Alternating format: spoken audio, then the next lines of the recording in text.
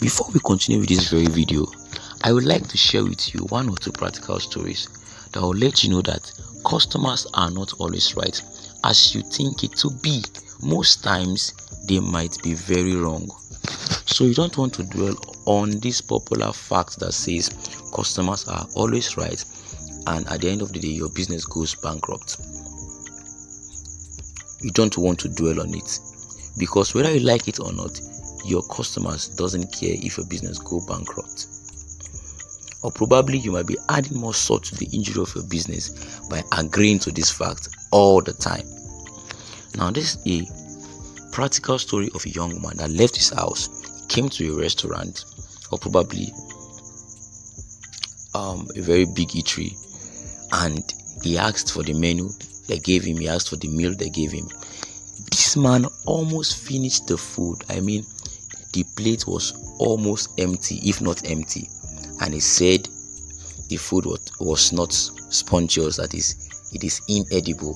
Come on now, it is inedible and you almost finished it. Come on. And now he's asking for a refund. Now, do you want to say this customer is right? Do you want to declare that this customer is right?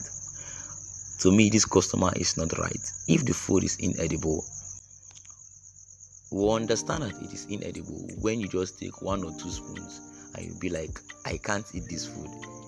It's not my kind of food I eat, or it's not the kind of food I want to eat. I need a refund. It is more understandable than you almost finishing the food and now you are saying you need a refund. This customer is not right. You get that? Now this is a customer here. He said, I want pizza. He came to a restaurant and he ordered for pizza. I want pizza. Now this is the waiter saying, we don't serve pizza here. That's a very good and cool answer. Do you get that? Now the customer now said, I have been coming here for 11 years and you guys always had pizza. And the waiter now said, we've only been open for 9 years. Do you now see that this customer is not right?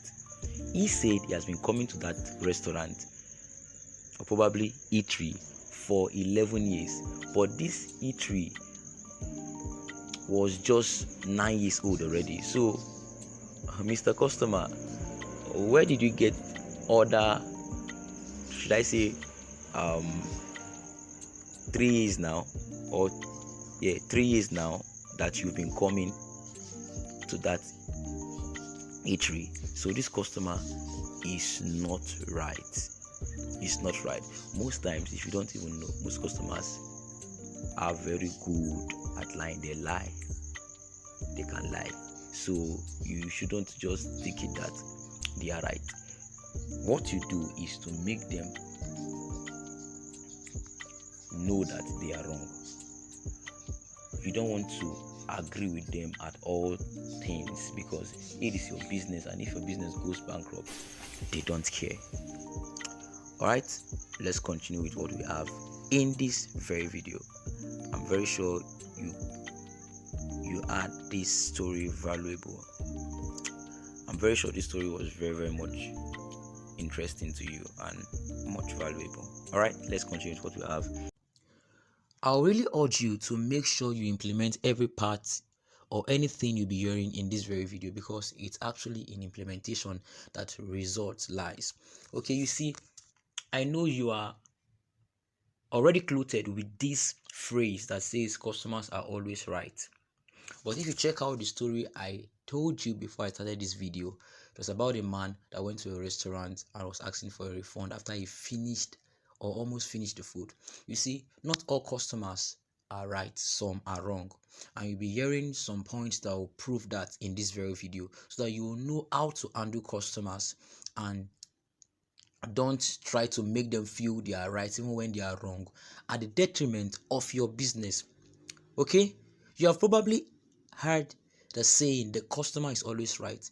Chances are, as a customer, you felt that this catchy phrase applied to you, but I believe that this phrase, popularized by Harry Gordon, Selfridge, John Wanamaker and Marshall Field in the early 90s.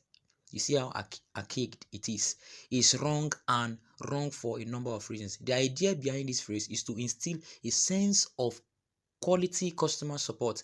It can also serve as a training mantra to push employees to make decisions that would benefit customers in hopes of building loyalty and trust. So the reason why these people came about this phrase, the reason why Eric Gordon, Selfridge, John Wanamaker, and Marshall Field came about this was because they want to instill the sense of quality customer support. They want to make sure this level of loyalty and trust is in a business. But you see, some customers do take this for granted, this very phrase for granted.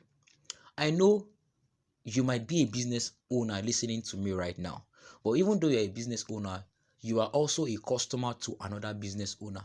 So you understand this phrase, and you've had this phrase over time. You see, so many customers want to take advantage of this word and just come to businesses and do whatever they want to do, and they'll go away with it. And these things is actually affecting the customer support team. Do you get that? So this word is archaic, and it is not going well in a business that is just starting up. Do you get that? Okay, I have few points here right now, and I'll be sharing them with you. They are wrong customers. Just as they are right customers, they are also wrong customers. Simply saying the customer is always right doesn't make it so. Sometimes customers are wrong, and employees need to know how to handle them accordingly. Do you get that? People that are working for you, or you working for somebody, should know how to handle some customers, because some customers want to piss you off. Do you get that?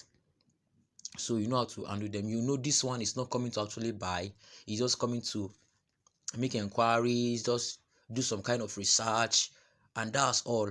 Some will want to even frustrate what you do. It will be at the detriment of your business, and you don't want that to happen. Do you get that? Let's say a customer wants a refund, 100% refund on a sofa chair that costs $500 due to it being uncomfortable. Due to it being uncomfortable, wouldn't comfortability be a subjective thing? You see that? It's this particular customer, right? The customer may simply be looking to get a refund and keep the sofa chair free of charge, since many furniture sellers will not request the customer return the item. You see that? If the customer is always right in the above scenario, the sofa chair business would quickly lose expensive inventory without turning a profit. So some customers will just want to pull your legs to see what you can do or what you will do. They know what they bought is actually okay to some extent, but they'll want a refund, because they know if you give them the refund, or you accept um the refund they are asking for, you might probably don't want to ask for the product anymore. So they use this as an advantage. Do you get that? So you should know customers like this and look for a way you can avoid them. The next point is you are not supporting employees. Having a customer is always right attitude can have a negative impact on the morale of your customer support team. How? How is this going to happen? They are always going to be unruly and rude customers contacting your customer support team. Do you get that?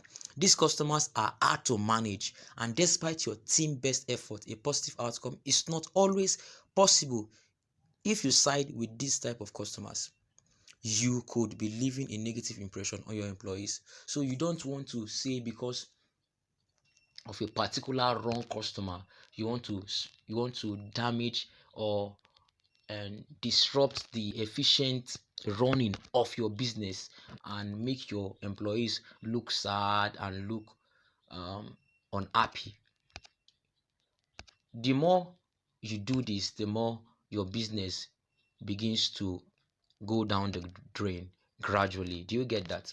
So the next point is the customer is right is wrong for customer service. It is very wrong for customer service, because it will not make your customer want to express themselves in the area of the regulations and the rules guiding the company or the business. Having a customer is right matron in a place is actually much worse for a customer service. It will make the business run effectively. Yes, this probably seems a bit odd, but consider this: if you have a customer support team that is constantly berated by customers as nowhere to turn for upper management support, your team will eventually turn on the company. Some will just retire, some will just quit the business or quit from the company rather. Do you get that? So it's not cool for customer service. The next point is not all customers are worth keeping. You can't keep all customers. There are some customers you need to avoid. Unruly and rude customers are unavoidable. When doing business, it's very sure they are unavoidable. But that doesn't mean you need to keep doing business with them. You don't need to keep doing business with them. You need to find way to avoid them for the sake of your business. Do you get that? Some customers are there just to give bad testimonials, wrong testimonials about your business to make sure your business is not moving well. Do you get that? So you don't want to keep such kind of customer. The kind of customer you want to keep are customers that will refer you to others very well, tell your good testimonies about what you've been doing so that you have more good customers coming to your business. You see, if you have a kind of customers are always right mindset, your customers will be taking advantage of that and want to say wrong things about your business outside. This will make you have more wrong customers outside. You get that? So that's the point I'm trying to talk about here. There are customers that are not worth having, including those who are often unreasonable, don't pay on time. You don't want to keep such customers. Do you want to say this kind of customer is right? No, they don't want to pay on time, and this will affect your business. So the last point is it's impossible to satisfy everyone. In business, what you should know is that it is not possible to satisfy everyone. You cannot satisfy everyone. If you continue with this kind of mindset, satisfying everyone, I'm telling you, it won't take time. You will just get tired of everything and you want to quit the business. Just have a selected few that you are offering your product to. As far as these people are satisfied and they are not giving you much problem, those are your targeted audience. Do you get that? With time, these people will refer you to others, and those people that are referring to you, they will become your hot leads. So people they are referring you to, they'll become your hot leads automatically. So nobody will want to keep customers that will give bad testimonials about their business. You get that? So this is a fool's errand. Even the largest and most successful brands know this to be impossible, and so should you. People are unique, people are different, so everybody cannot be your customer. Do you get that? Using the customer is always right in your daily business practices works under the assumption that you can satisfy every customer. You see, this assumption will just make it feel as if you want to satisfy everybody or you can satisfy everybody, but you can't. And if you attempt to satisfy everyone customer needs, your business will quickly fail. This will end your business quickly if you feel or think you can satisfy everyone. So you can't. So I think with these few tips I've shared with you, you can actually come to a conclusion that not all customers are always right. Not all. So you just want to avoid those that want to feel they are always right to the detriment of your business. I hope you got value in this very video. And if you really got value, do well to share this video to as many that are into business owners so that they will know what they should do when customers always feel they are right all the time. Do well to subscribe to my channel if you are just having access to the channel. Also on the notification bell so that you know when my next video will be coming in. Cheers.